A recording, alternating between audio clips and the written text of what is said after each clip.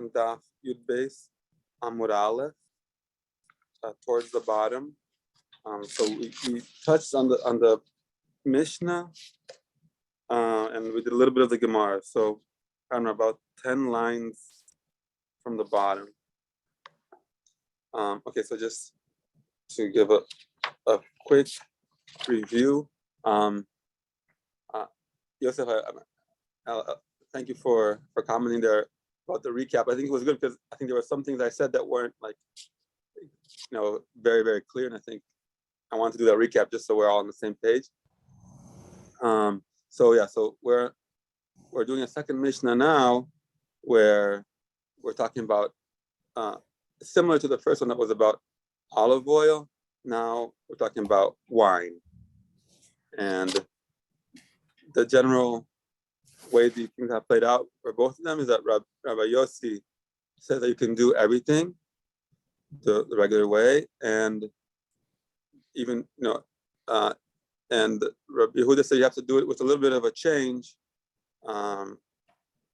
because it's Chol HaMoed, these things happen. You were in a situation, you got stuck in a situation, but still you don't go all the way. Okay, so here we go. I'm going to start from where it says Amar Rav Yitzchak bar Abba. We also commented why we needed both. Sorry. Because the wine is cheaper than the olive oil, so you would think that maybe it would have been, you need both to show the leniency of one and the strictness of the other.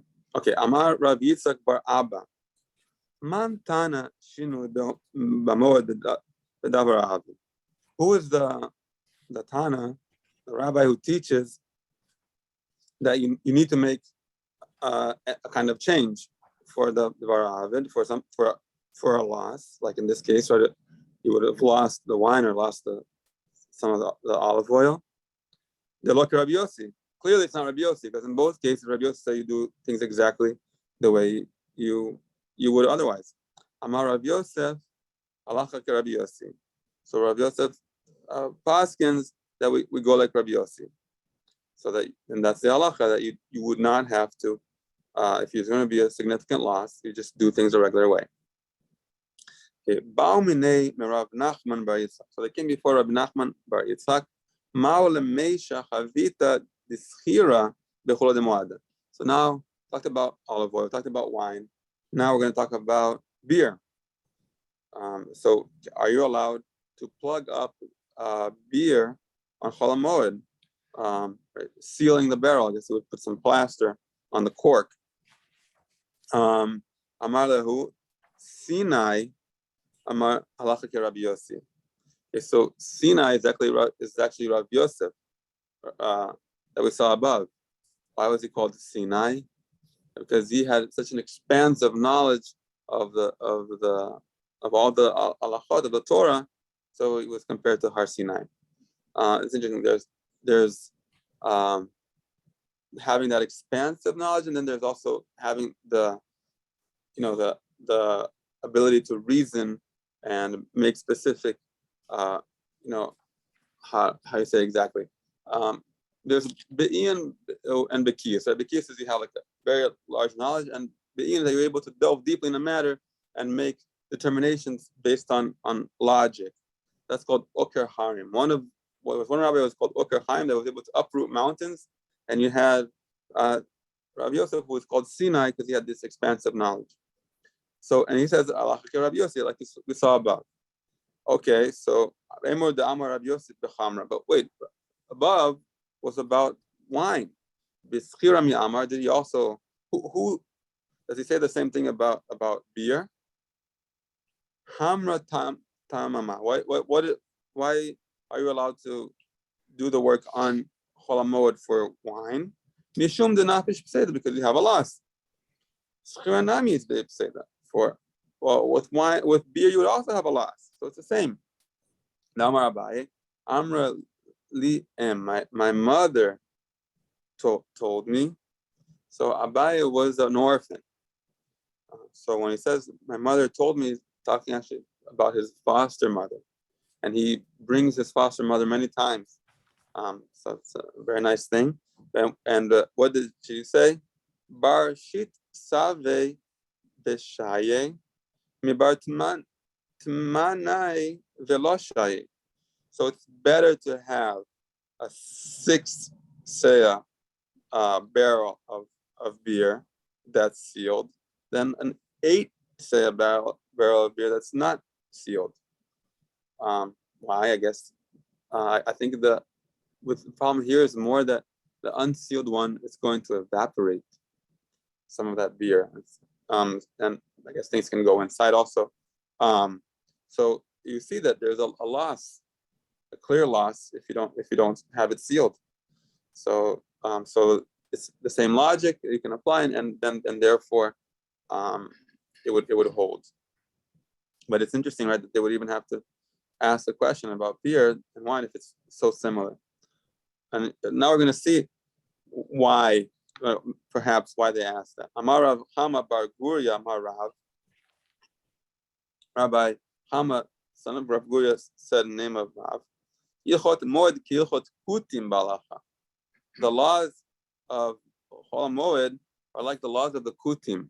Right? The Kutim was a group of people in the land of Israel who converted to Judaism, but it was not clear if their conversion was really a genuine one. Part of it was out of fear, different things, and eventually it became clear that they were not following all the Torah, especially all the oral Torah, and therefore it's pretty clear. So it's like there's no kind of like no rhyme or reason to what the Kutim do, but what they do, they do very well. And why are we saying that Ichos Achol Amor are like the laws of the Kutim? It's because there are many gezeras involved, and you can't necessarily learn one from the other. What do you mean it's not the same? That it's like laws of Kutim. Amar Rav Daniel Bar Katina, Amar Rav Lomar Shehena Kurot ve'en lemedot zomizo. Says what is it like the laws of Chol Hamoed? That they are like barren women, that you can't learn one from the other. Just because the Chachamim made a gezerah about wine, for example, or they made a halach about wine, you don't necessarily are able to learn about beer, for example. It's tricky. It gets a little tricky. That's why you have to be very careful. Okay, so let's keep going. Damar Shmuel Zoftim. I'm going to give an example of this. Zoftim kusta be'en zoftim chavita. Shmuel said one may seal a jug with pitch, but one may not seal a barrel with pitch. Okay, so here again, so one, the jug, which is I guess smaller, you are allowed to seal, but not the barrel. Rav Dimi min Arda Amar Zoftim chavita. You are allowed to seal the barrel. Be'en zoftim kusta, but you're not allowed to seal the jug. Okay, so you have exact opposite rulings. Why? Yes. Is this discussion still about the tircha versus the hefsid? So we're going to still the discussion that we're in. Actually, that's the very next line. It says Mar Chai should say the one is concerned about the loss. Umar Chai the tircha. So these are two. Yeah. So there's two different rationales for why to prohibit something on Chol Moed. The one that's worried about loss. So the whole barrel of I guess, is it a beer? Does it say? It just says a barrel. Well, so I guess whatever is inside of it, I don't know. I guess you can assume if it's a barrel. I don't know. Okay, whatever is inside the barrel. One is there is a large amount, so that would be a large loss. And the other one is worried about tircha. That would be too much work to have to seal off a whole barrel. Amar Abai. Naktinan ilchot moed kilchot Shabbos. Abai said, the laws of Chol Moed are similar to the laws of Shabbat. How is that? I guess it's a little bit of a nicer way than saying it, comparing to the Kutim. Yesh mehen patur aval asur veyesh mehen mutar lechatchila. there are laws of Chol HaMoed that are in the category of Pater of Al Asur, right? So in the laws of Shabbat, you have these categories of Asur, something that's prohibited across the board, Deoraisa. Pater of Al Asur is something that is allowed, Deoraisa, but there's a Gezer of Derabanan. And Mutar Lechatchila is what you're allowed to do. So, and many times in the Mishnah said, well, just say Pater. And you say, oh, you're allowed to do it. No, you're allowed to do it Deraisa, but Derabanan not allowed to. So here you have kind of a proof, I guess, that the Chol HaMoed are Derabanan. But again, according to the opinions that say that it's Deoraisa, you would just say that yes, it's a Deoraisa that the Chachamim were given over the power to decide what to prohibit and what to permit. So this is again, but it's a similar idea throughout. This idea that these are based on gezeras. Right? Why do you say pasul avasa? Because it's going to lead you to do something that's asur. So again, you can't necessarily learn one gezerah from another, and that's the bottom line here. Okay, Rav Huna chatzadu le chatzada bemoada. Rav Huna had his crop harvested for him in the intermediate days of Chol HaMoed. Okay, so how did Rav Huna allow this to have his field harvested during Chol HaMoed? I think I think that's when it was ready. Therefore, if he didn't do it, then it would be a loss. Eitibei Rabba bar Huna the Rav Huna. So now the Rabba, son of Rav Huna, raised an objection to his father. Tochanim kemach b'moed letzorach hamoed. So now he's going to bring the brisa. What are you allowed to do on Chol HaMoed? You're allowed to grind flour for the sake of the festival for Chol HaMoed. But if you're going to grind flour not for the sake of the moed, then that would not be allowed. Davar she'avud b'moed, something that's a loss on Chol HaMoed, mutar lasot b'moed, then also you're permitted to do it.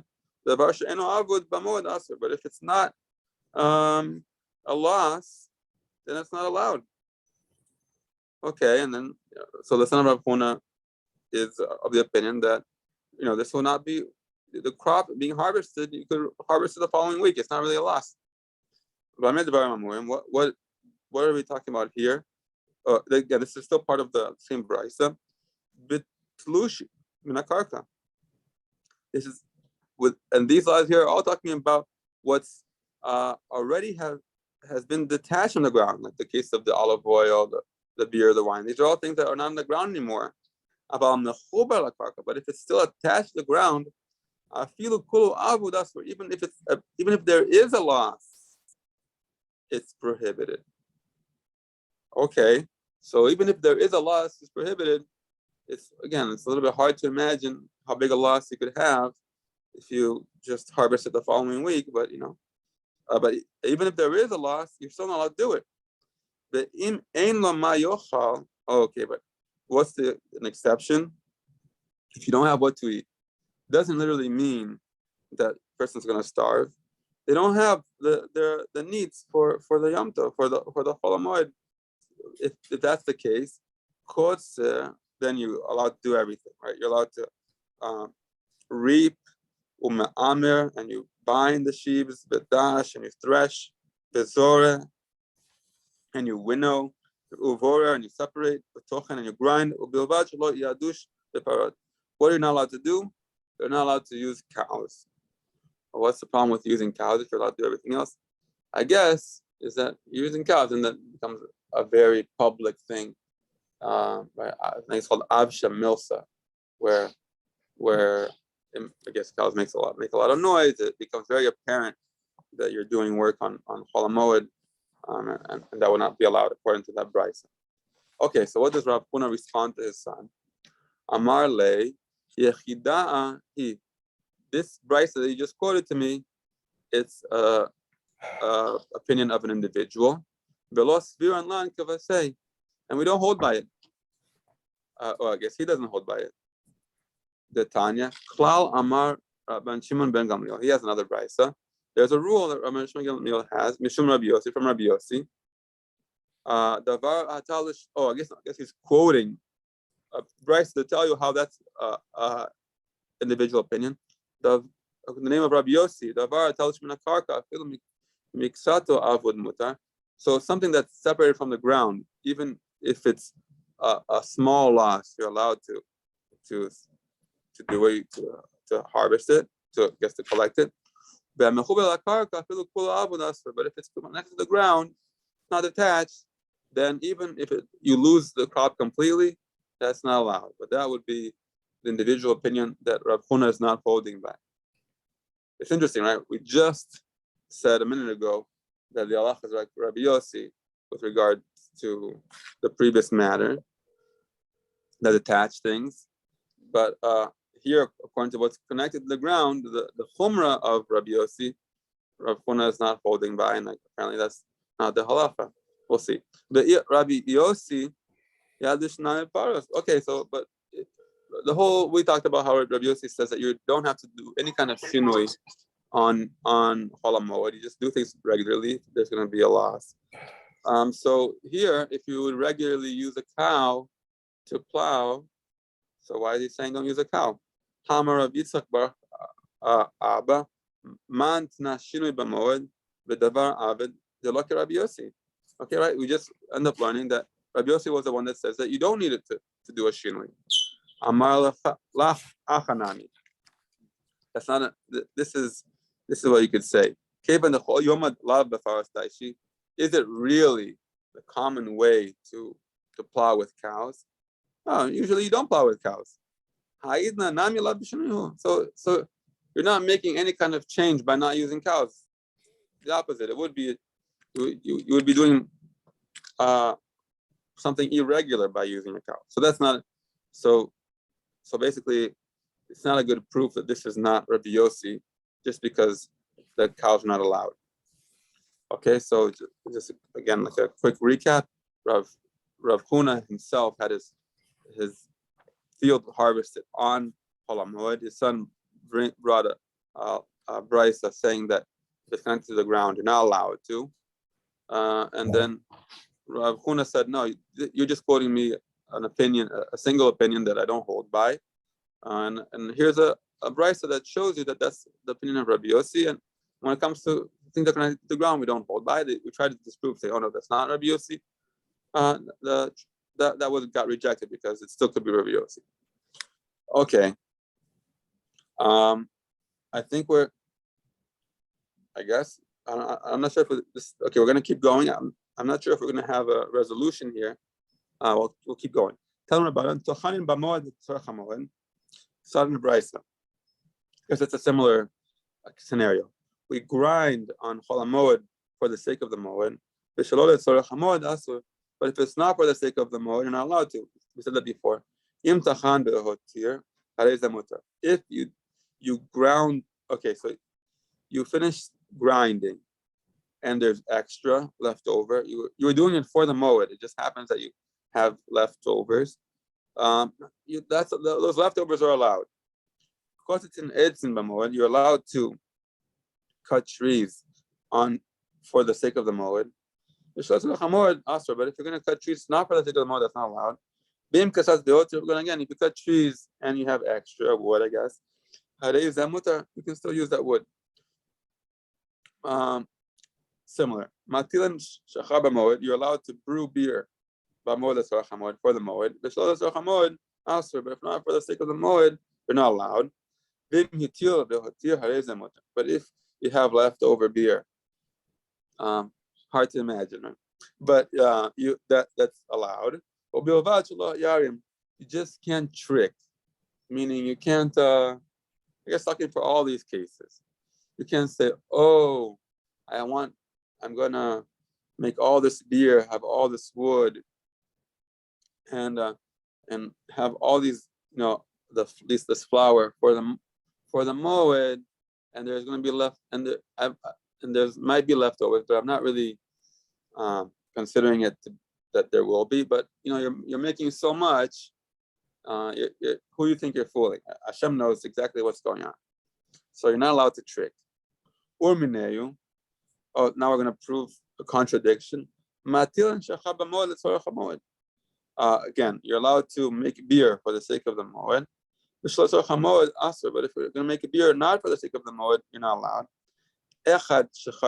This applies to the beer of dates, and it applies to the beer of regular beer, barley.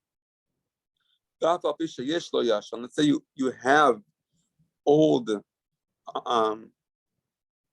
old dates or old barley grains that you could use to make the beer. You are allowed to trick, so to speak, and drink and make new beer. But you could say, I want to make new beer, and then you end up having both. I think it's pretty clear that this is a lower level of trickery here, seems to me.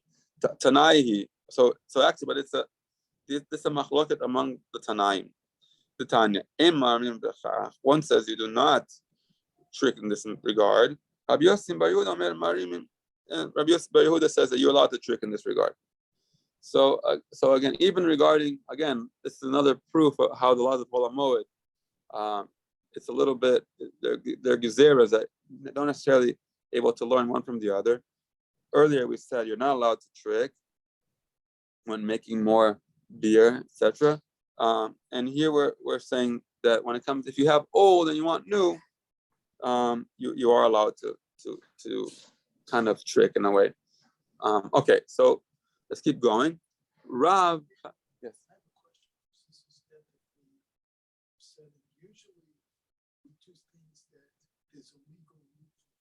Right. We're not discussing legal loopholes here. We're discussing subterfuge. We're discussing I can get away with this because I can say this. I mean, this is premeditated Avera, but it's not really an Avera because it's a totally different concept than, to me, than what we've heard in the past where, the Rabbanan and Matir this, or, there is a legal loophole. To me, it sounds different. Unless I'm wrong. Okay, so doctor is asking, doesn't this sound different? It's not just like, I guess an example would be you have a hammer on the table and you on Shabbos or something. You take the hammer, you want to crush nuts, but then you're like, no, I don't really want to crush nuts. Let me put this away.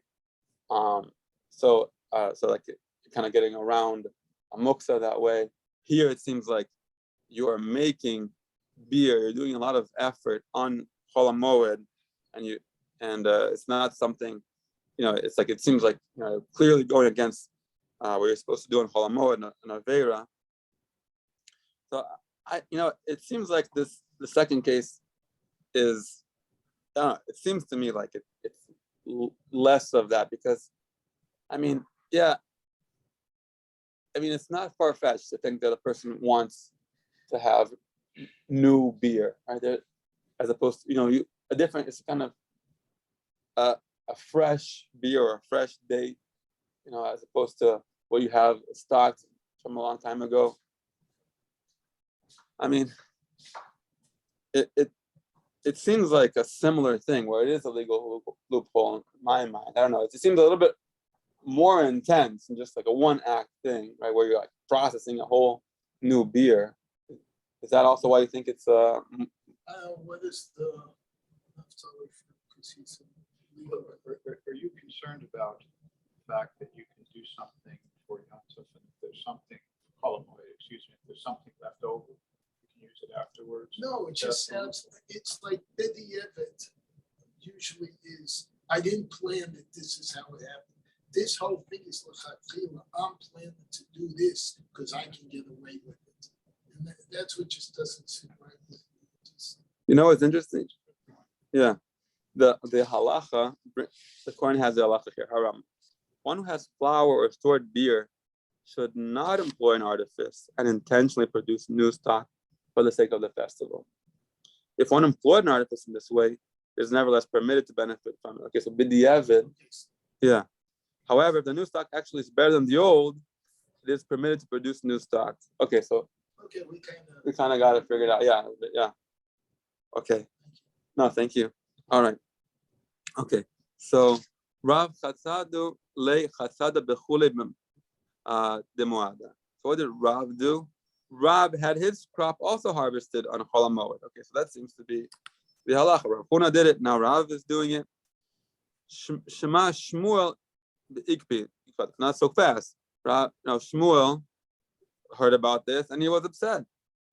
Lema Shmuel ki chida svirle is the Shmuel hold like that single opinion of Rav Yossi, and that's why he is upset. Lo hasada dechiti hava de lo hava psid. No, he's upset because what was Rav's field? It was a wheat field, so there's no loss involved. There was no loss involved at all for wheat. Like it would not have made a difference. So how did Rav do this? The Rav, how did he have his wheat field harvested? Ein lo ma yochal. Well, he wasn't that hava. He was in that category. He didn't have what to eat. Again, not necessarily that he was starving, but he didn't have proper food for the Chol Moed, so he needed the wheat. Makes sense, like to make bread. Ushmuel lo siuma kame, and Shmuel didn't know about that. Siuma kame means they didn't complete the story for him, right? So there's a famous line. We have a dayan here. That, a judge is only as good as the evidence that's before him, right? So he's not told the whole story. Inami Adam Hashuv Shani. Another thing you can say, again, we talked about this yesterday. Adam Hashuv Shani. Rav was an important person. Whatever he would do, people would know about it. And Shmuel said that he should, he should have been strict on himself. What? So he would starve, not having what to eat. And again, that's not exactly what it means. Maybe he had some food, or maybe he could get it from somebody else. We touched a little bit about this yesterday, how hard it is to paskin things, and how a person has to be very careful when they're an important person, to how they're going to rule. People tend to always look for the leniency. I heard a story from a rabbi in our community where there was an old lady who lived in a building, and she wanted to go to shul on Rosh Hashanah. She lived in a very high floor, and this and that, and could she maybe have a goy? So a rabbi figured out a way. Okay, so maybe if a goy presses a button for the elevator, maybe she could, I don't know the whole story. But then it became known that in that building, you're allowed to use the elevator on Shabbos. Crazy. So people have to be very, very careful with how these things work. So Rabbi Yehuda Nisia b'chumrata de medosha. Okay, so did I skip a part? Okay, okay. Rabbi Yehuda Nisia. Who's Rabbi Yehuda Nisia? He is the grandson of Rabbi Yehuda Hanasi, who we usually, right, the Rabbi. So Rabbi Yehuda Hanasi's son was Rabbi Gamliel. Rabbi Gamliel's son was Rabbi Yehuda Nisia. Nafak b'chumrata dimdosha. So he went out on Shabbat with a special ring that he had. The ishti maya deachem kapelia arma'a. So he drank water that was warmed by a non-Jew cook. Okay. What's wrong with that? Shema Rabbi Ami Ikbad. So Rabbi Ami heard about this and he did not like it. Amar Rabbi Yosef, my time Ikbad. Why was Rabbi Ami upset about this? If it's about the ring,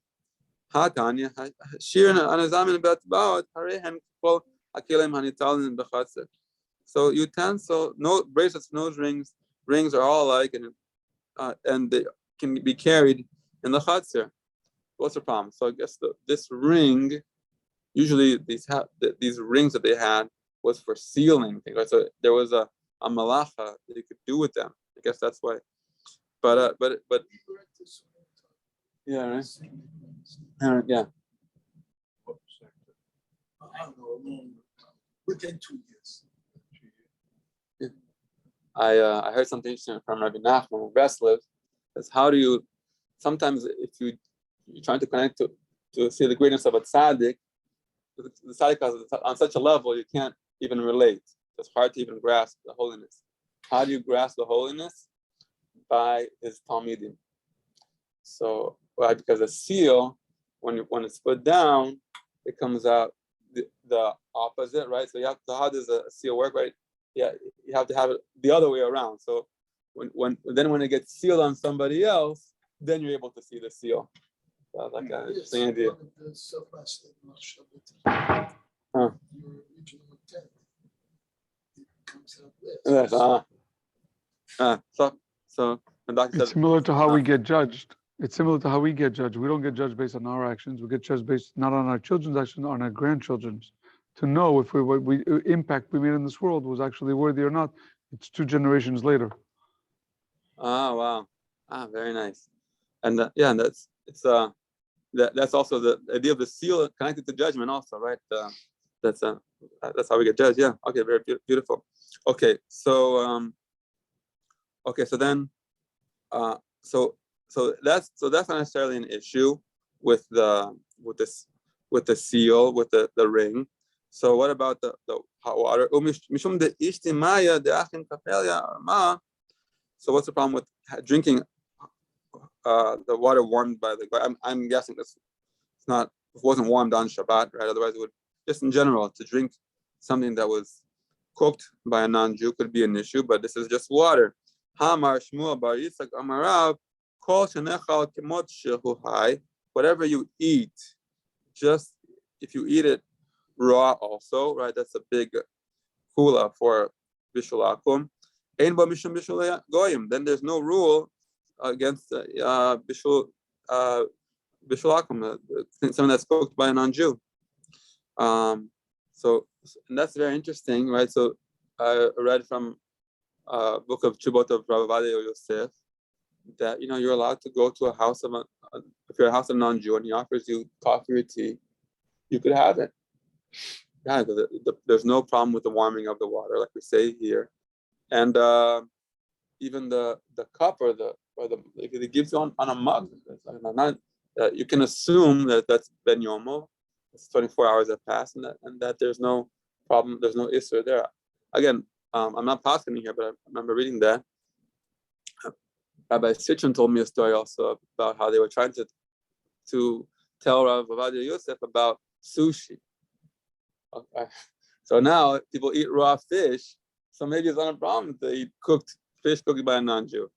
And Rav Ovadia, he couldn't even he couldn't relate to eating the raw fish. He didn't fall for that one. But but it's an interesting question. So, but what's the problem? So, what's the issue here? Yeah.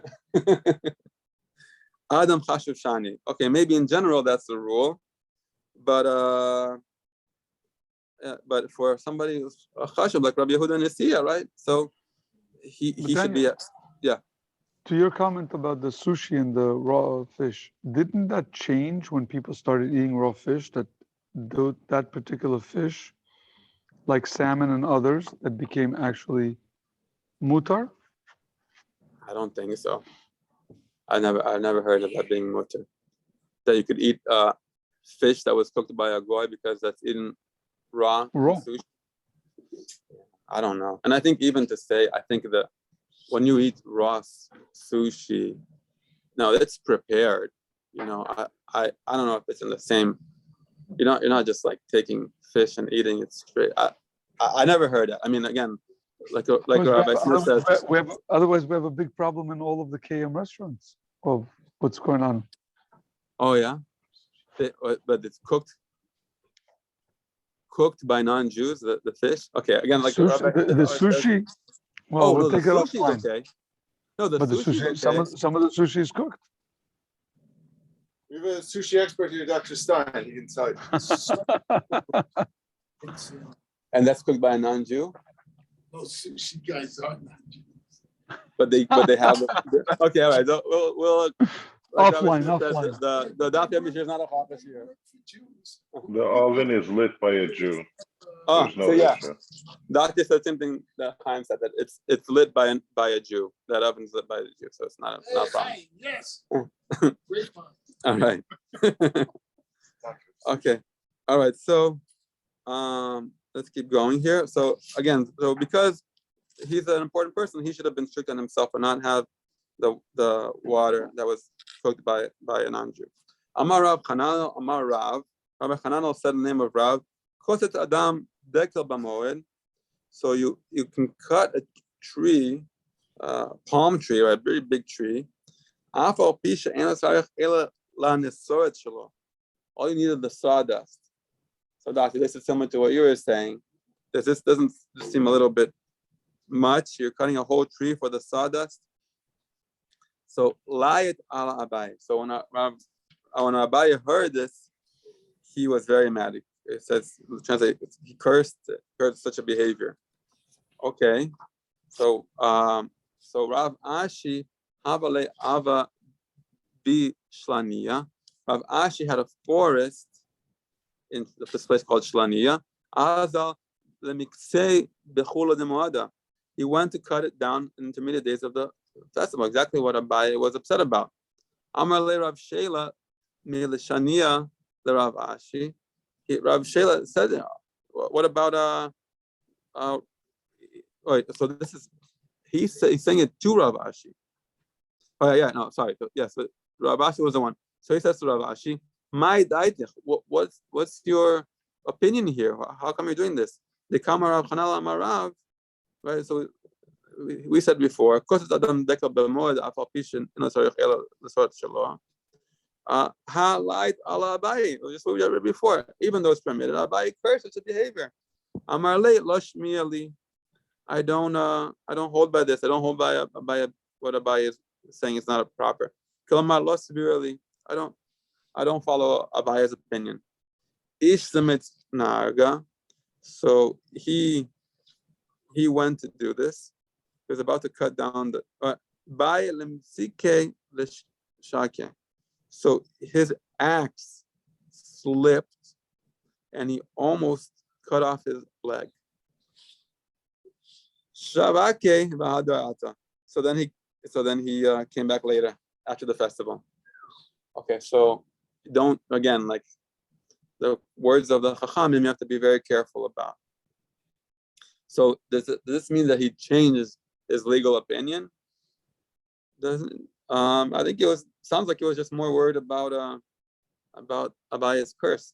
But I was reading, so I was listening to Rabbi Rosner Shir. Also, he talks about there have been cases. It brings us case of the Chasam Sofer, where the Chasam Sofer, he was the opinion that if you have a Sheinas Keva, that you have a regular sleep, and you don't have to wait 6 hours for milk and meat. So you had meat, you slept your full night's sleep, which is, let's say, 5 hours. You wake up in the morning, 5 hours later, can you have coffee with milk? It was his opinion that you could. He wanted to have his coffee with milk. When the coffee spilled all over him. So he took that as a sign from heaven that he should re-examine his position, which seems like a. I thought we learned elsewhere, or it states elsewhere, that you don't take these omens. Right. There's a whole Gemara where with Rabbi Elazar, Rabbi Huckness, right? There's Ben Huckness that that if I'm right, let the tree move, the river change path, and B'Shamayim here, right? So it's not that he changed his opinion based on the siman, was that he went back to re-examine. He thought about a little bit more, and then yeah, but that's an interesting thing. Right. Rav, okay, so here again, he came back again. So it says most commentators explain that from the time of this mishap, he ceased chopping wood on the intermediate days of the festival. The Meir explains that though it is technically permitted, it's inappropriate to exert oneself so strenuously for such a minor matter on the intermediate days of the festival. Some explain that Rav Ashi never considered the point, and though he left the forest at that time, returned and chopped it down on the intermediate days of the festival. Similar, Rabbi Shlomo ben Hayatom explains that though he returned home, he did not tell anyone why he did not chop the tree, so that they should not rule that it's prohibited. Again, so it seems like, it doesn't seem like he changed his opinion, but again, somebody curses the behavior, and you might not want to do it, especially if it's a bite. Rav Yehuda shrat meikar kitana. Rav Yehuda permitted uprooting flax, mikle shuta, and hops, cutting hops, ulemekar shumshimi, and sesame seeds, sesame plants. Okay, so we have these three things that would be permitted to harvest. Why? Amar le Abai Rav Yosef, Abai said Rav Yosef, bishlema kitana has the chafifa. Why would you want to have flax? Because you can use it to cover things. Kshuta has a liskira. Okay, you want hops, that's used for making beer. Ela shumshin and machazi. What are you going to use sesame for? You're doing it for the sesame seeds. For the tchina, I guess, for oil. These are all things that you would use for the festival. So it's not a problem. Rabbi Yanai Habale Hahu Pardesia. Pardes, he had an orchard. Rabbi Yanai had an orchard. Dimta Zimne Bechula Demoada. So he arrived. So the time for it to be harvested was during Chol Moed, Ketafe, and it was, he did it. Because I guess with orchards with fruit, I guess it would be a loss for sure if you don't do it, if harvested in the right time. Again, he's not following that singular opinion of Rabbi Yosef that he wouldn't be allowed to. Leshana shahuya kule alma lefardasehu lecholemoada. The following year, everybody in his town decided to harvest, to leave their orchards to be harvested only on Chol Moed. Okay, again, people following only the bad instead of following the good. So then, so what did Rabbi Yanai do? He gave up his entire field. He gave it over to Hefker. He was so mad about what happened. Right? He didn't really do anything wrong. But again, as an important person, like I said before, and that seems to be why Shmuel was upset. So the following, so he gave up his whole field that year. Okay, Mishnah. Machnis Adam Perosav Mipnei Aganavim B'Shola Pishtan Mina Mishra B'Shvil Shelo Tova U'Bilvad Shelo Yichaven Et Malachto B'Moed. Okay, so a person can collect his fruits because of thieves, and he's able to, I guess, unsoak his flax, so that it's not lost. But the whole point though is that he shouldn't calculate it to do it specifically on the Moed. If the person planned on doing it on Chol Moed on purpose, then that has to be lost completely. They should have planned otherwise. So no, it's not too far from Passover. So it's all right.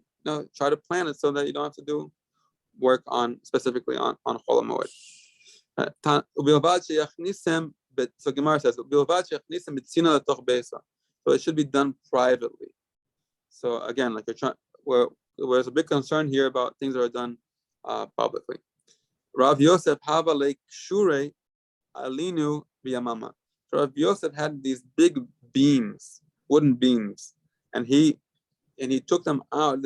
He brought them into his house during the day. So it was public. So Amar le Abaye, right, we just said it. You have to do it in a private way. Why are you doing it during the day? Amar le Sina dehani yamamahu.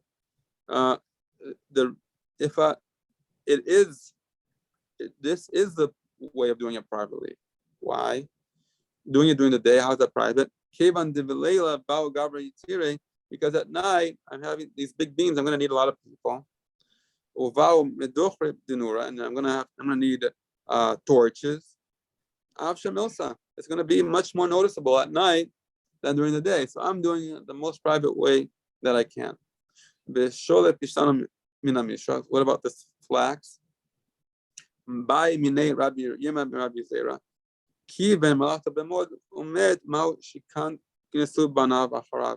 so now this is a different. So let's say he unsoaked this thing on Chol Moed, and he planned to do it a person planned to do it, and the person passed away. Is there a knas on the children? Afterwards.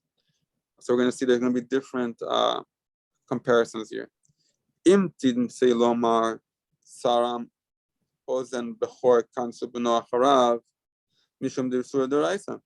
Let's say this is the same case of somebody who slit the ear of a firstborn animal, making it possible. So clearly, you're not allowed to do that. The animal belongs to the temple, and now you're making it possible. So now it can't be used there.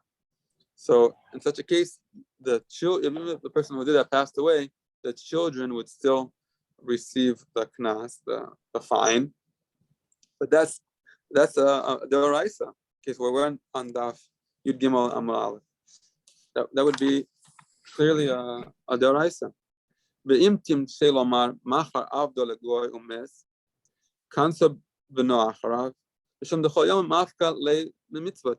So compare it then to the case of what's interesting is that we just said that the reason why this is not the Chol HaMoed thing about the flax or is not working on Chol HaMoed, planning on working on Chol HaMoed, you don't find the children because you can't compare that to the firstborn because the firstborn is Deoraisa, wasn't Chol HaMoed Deoraisa.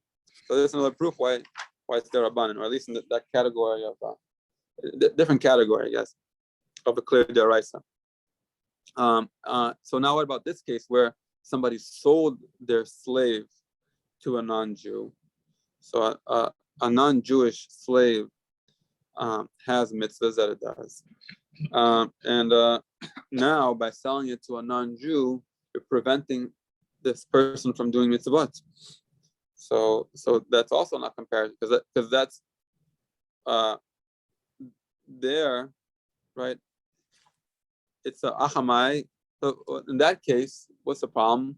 It's like an ongoing thing where that person, every day that passes, he's not doing mitzvot that he could do.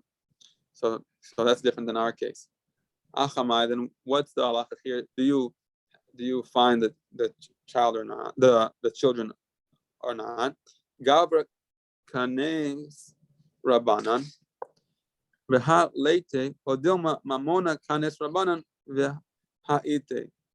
So the sages penalized the person, and he's no longer, right? Or did he penalize the property, and it still exists, right? So I think that's a very thing that's a lot of times chefsa and gavra. You have a lot of different, I think in Brisk they go a lot into this, and Rav Soloveitchik, about this, how you have a lot of halachot that, and here's like spelled out this difference between chefsa and gavra. You can learn a lot of different rules throughout the Torah based on this, on seeing this. So what is it? Is it the person that's fine and he's no longer around, or is the property that's fine and that is around? Amarle Tanitua, so it's taught in a Mishnah. Sade shenikvatsa b'shvit tizara lemotze shvit. A field whose thorns were removed on the 7th year, you're allowed to plant it on the following year. Usually, it would be a fine to work. If you work the land on the 7th year, then the rabbis would fine the person that they would not be allowed to plant on it the following year. Nateva or nidaira, let's say he didn't just remove the thorns, but he improved the land or enclosed it. Then the fine does take place. He's not allowed to sow the following year.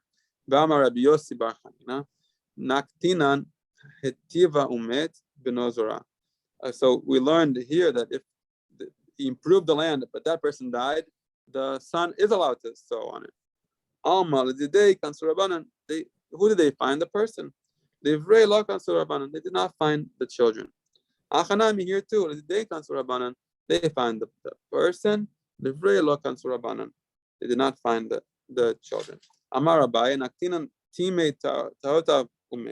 We learned this from, let's say he had pure items and he made them impure, and then he died. Here also the children do not get fined. My time, what's the reason? Hezek she'enu nikar lo shmei hezek. Hezek, a damage that's not noticeable.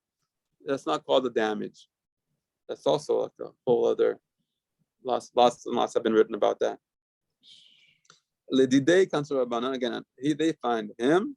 Levelo Kansur Rabbanan, they did not find the children. So it seems pretty clear that if the person had in mind plan to work on Hol HaMoed and used flax or whatever property, that if that person passed away, the fine is not attributed to the children.